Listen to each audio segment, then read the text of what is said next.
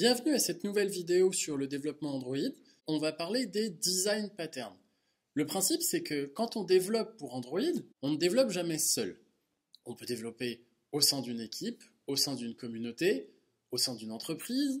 On développe toujours dans une logique de modularité, de clarté et de réutilisabilité de son code. La logique à avoir, c'est de se dire, si j'arrête de coder aujourd'hui, que je pars au Népal pendant 6 mois, et que je reviens, est-ce que je suis toujours capable de comprendre mon code? Aujourd'hui, l'objectif, ça va être d'étudier des modèles de développement qui vont nous permettre de répondre à cette problématique. Le premier modèle pour répondre à cette problématique, c'est le modèle du singleton. Même si c'est un modèle qui est un petit peu vieillissant en Java, ça reste un modèle très utilisé. Le principe du singleton, c'est d'être capable de garantir qu'il n'existe qu'une et une seule instance à une classe. L'intérêt de faire ça, c'est de pouvoir tout simplement, un peu à l'image des variables globales, partager une instance commune à travers tout un programme. En termes de code, ça se passe comme ça.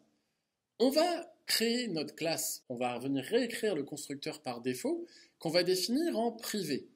Ce qui veut dire que, à part au sein de la classe elle-même, on ne sera plus capable de appeler son constructeur. Ce qui veut dire qu'il n'est plus possible de créer d'instance de cette classe en dehors de la classe elle-même. Et ensuite, on va venir définir une fonction statique, qu'on appellera getInstance, qui nous renverra un pointeur vers une instance de cette classe. Cette fonction, elle est écrite comment? Si on a déjà créé une instance de la classe, on renvoie cette instance. Sinon, on crée une nouvelle instance qu'on renvoie. L'avantage, c'est qu'on est certain de toujours renvoyer la même instance de classe. Donc on renvoie bien au sein de cette fonction getInstance une instance de classe unique qui sera créée une fois pour toutes et qui ne pourra jamais être doublée, tout simplement parce que l'accès au constructeur a été rendu privé. Ça, c'est le modèle du singleton.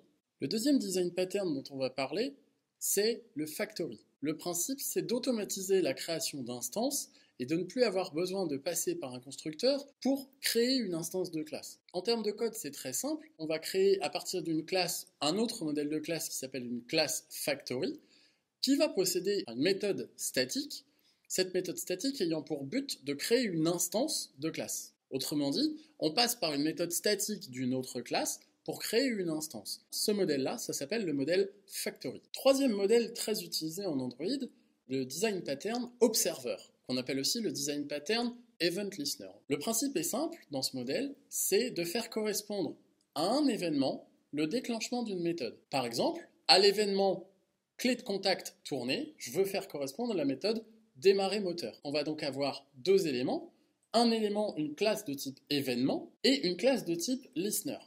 La classe de type événement, elle sera gérée directement par Android qui va nous envoyer un certain nombre d'événements différents. Par exemple, j'ai cliqué sur ce bouton, j'ai passé mon doigt sur cette image, j'ai slidé de droite à gauche, etc. Tout ça, ce sont des événements. Et nous, ce qu'on va avoir à faire, c'est créer des classes de type listener. Et dans ces classes de type listener, on va mettre une fonction à l'écoute de chacun de ces événements. Et quand l'événement sera déclenché, la fonction va être appelée. En termes de code, ça donne quoi? Dans mon listener, j'ai la création de ma méthode qui est appelée au moment où l'événement est déclenché. Et ici, via un setOnClickListener, via un setOnView, n'importe quelle fonction de lien, je lie l'objet d'Android qui va servir de déclencheur d'événement à l'objet qui va servir de listener. Autrement dit, l'objet qui déclenche l'événement d'un côté, par exemple mon bouton, va être relié à mon listener qui, lui, contient la méthode que je veux appeler. Ça, c'est le modèle listener.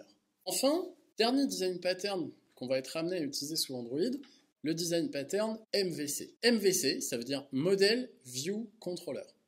Le principe du MVC, c'est de séparer son projet en 3 parties distinctes, à savoir la partie modèle, la partie vue et la partie contrôle. Ça veut dire qu'on sépare nos classes et qu'on sépare les différentes entités de notre projet, de notre application, selon leur rôle au sein de l'appli. La couche vue, ce sont toutes les classes qui sont responsables de l'affichage et de la transmission d'informations vers l'utilisateur. La classe de contrôle, son rôle, c'est à la fois récupérer les informations envoyées par l'utilisateur, par exemple, rentrer du texte dans un champ de texte, cliquer sur un bouton, vérifier que quand on demande un numéro de téléphone, ce sont bien des chiffres qui ont été entrés, etc. Tout ça, ce sont les éléments dont est responsable la classe de contrôle. Et enfin, la classe de modèle, dont le travail, c'est de modéliser les données, et dans le cas où il y a une base de données, d'instancier la communication avec la base de données, et de permettre de remonter les informations stockées dans l'application. Donc contrôle, vue, modèle. En termes de structure, le principe c'est que quand l'utilisateur fait une action, il transmet donc des informations au contrôle. Le contrôle vérifie l'action transmise par l'utilisateur et transforme cette action en requête de données. Donc le contrôle traduit l'action en requête. Cette requête est envoyée à la couche de modèle qui va donc aller chercher et modéliser les données qui correspondent à la requête émise. Et à partir du moment où ces données sont modélisées, elles vont être transmises à la couche de vue. Autrement dit, le modèle va permettre de dire j'ai remonté de la base de données une voiture rouge qui a tel prix, qui a 150 chevaux de puissance, etc. Et les classes de vue, elles vont charger de récupérer l'information et dire bon bah le prix c'est ici qu'il s'affiche à l'écran, la puissance c'est dans ces champs-là que c'est affiché, le bouton c'est bon je veux acheter cette voiture, c'est ici qu'il s'affiche, etc. Donc le contrôle récupère les actions et les transforme en requêtes.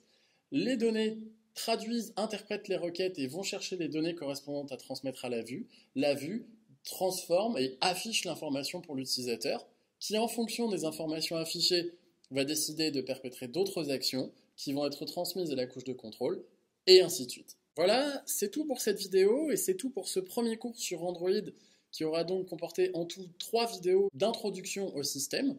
Merci d'avoir suivi jusqu'ici et je vous retrouve évidemment à la prochaine vidéo sur l'installation de l'environnement de développement et la création de nos premières applis. À bientôt!